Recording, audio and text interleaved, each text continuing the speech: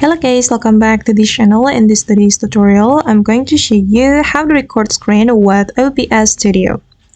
Okay, let's get into it guys. Here I have opened my OBS Studio application in my laptop. And first of all, if we want to record screen with this application, we can go to the sources right here. And you can click on this plus button and select the display capture. Click on this option and then you're going to click on create new and click on OK.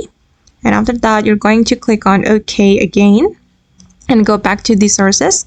Click on this plus button again and click on audio input capture. So the audio will be recorded with this OBS Studio. And you can click on OK. And then I'm just going to select my microphone. And then we can click on OK.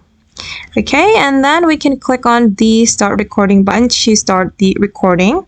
Just tap on this button. Okay, now the recording is being started and I'm just going to record my Google, for instance. Okay, then we can go back to the OBS Studio to stop the recording. Okay, and the recording has been saved to my device. Alright, yes, and that's all the way to record screen with OBS Studio. I hope this tutorial will be useful for you.